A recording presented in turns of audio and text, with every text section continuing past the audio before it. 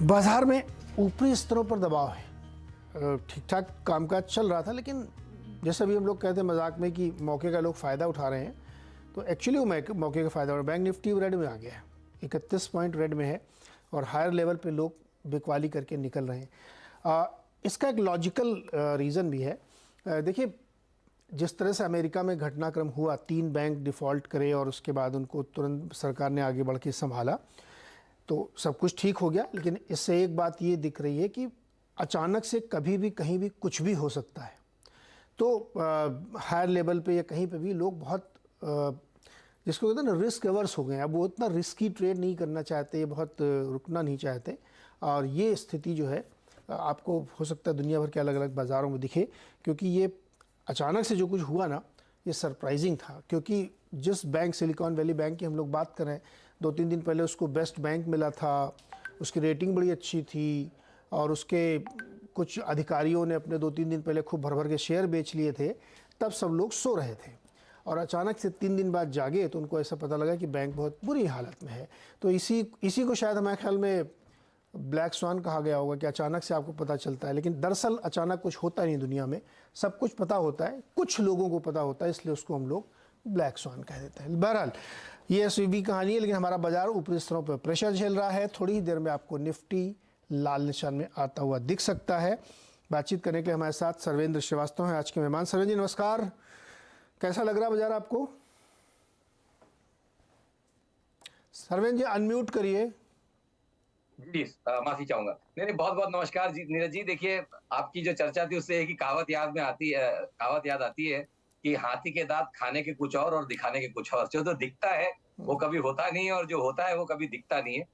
So price एक सही तरीका है उसको देखने का। Price always leads news. मैं हमेशा से कहता हूँ लोगों के लिए भी, और दर्शक भी याद रखें कि प्राइस हमेशा कुछ ऐसा जान जाता है पहले से, जो बहुत बार लोगों को लेट मालूम चलता है। तो हम यहाँ ये बोलते हैं कि news will always follow the price. तो अब यहाँ पे अगर आप देखें तो मेरा थॉट यही है कि देखिए, जो लास्ट हफ्ते बोला था कि भाई 17,500 की चुंबक कुछ बाजार को पकड़ के रख रही है, और जब तक यहाँ से क्लियरली इधर या उधर नहीं हो जाए तो बहुत क्लियर ट्रेड निफ्टी में तो उभरता नहीं है। और मोटा मोटी दायरा आप 100 पॉइंट नीचे कर लीजिए, नीचे में 17,350 17,400 के स्तर जो बने 2-3 बार में, वो सपोर्ट बन जाते हैं। अब ऊपर में ऐसा लगता है कि उछाल 17,800 17,900 के ऊपर बहुत ज्यादा उछाल भी नहीं जा पाएगा। तो यहाँ पे फिर वही रेंज बाउंड दायरा आ गया और अभी ट्रेंड नहीं क्लियर है। बट जो ट्रेंड बिल्कुल क्लियर है और जो बैंक निफ्टी में हमने लेवल्स हमेशा यहाँ पे जताए हैं, वो यही है कि 41,800 42,000 के ऊपर बैंक निफ्टी जा ही नहीं पा रहा है, और कम से कम 7-8 अटेम्प्ट कर चुका है, नहीं जा पा रहा, और बार बार वहीं से सेलिंग आ रही है।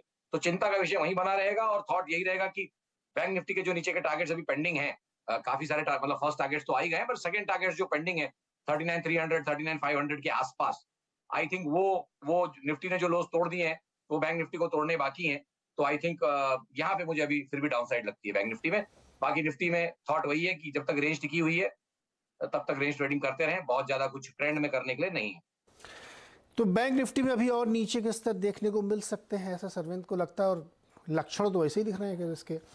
लेकिन चलिए फटाफट कुछ सवाल ले लेते हैं, क्योंकि इसके बाद मैं बात करूंगा आज नज़ारा टेक्नोलॉजीज़ के, जिनका कुछ एक्सपोजर है उस सिलिकॉन वैली बैंक में। देखते हैं क्या उससे निकल के आता है, लेकिन उससे पहले कुछ सवालों पर चर्चा हो जाती है। टी.डी. भाटिया साहब दिल्ली से हमारे साथ जुड़ रहे हैं। भाटिया जी नमस्कार सर, बताइए क्या सवाल है? अरे नमस्कार वाजपेयी साहब, बहुत बहुत शुक्रिया आपने मेरे को कॉल करा। अरे सर बहुत बहुत शुक्रिया, आप हमारा चैनल देखते हो और हमसे सवाल पूछ रही है, हमारे लिए बहुत अच्छी बात है सर। अरे बात 50 साल पूरे हो गए शेयर मार्केट में। अरे वाह, क्या बात है सर, 5 दशक का अनुभव जी। मैंने यही पूछा है, मैं लॉन्ग टर्म इन्वेस्टर हूँ वैसे, I am keeping holding ji.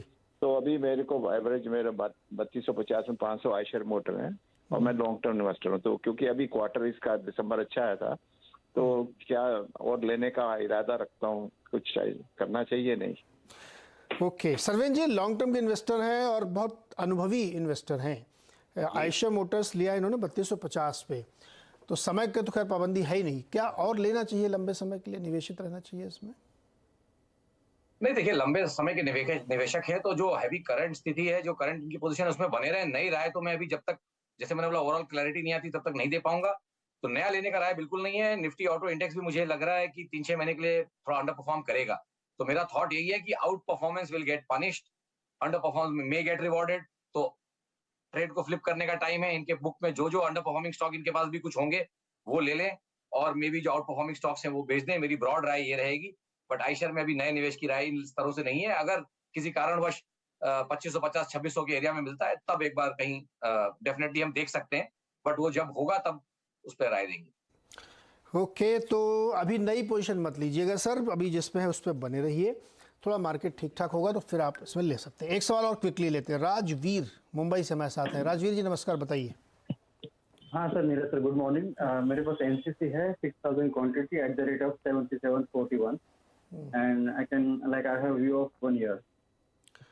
Okay, 1 year you have a gain of 24 rupees 67 पैसा पर शेयर। सर्वेंद्र, फायदे का सौदा तो इन्होंने कर लिया है, अच्छा प्रॉफिट भी हो रहा है ठीक ठाक, 1 साल और रुकना चाहते हैं नागार्जुन कंस्ट्रक्शन में, क्या करना चाहिए इनको?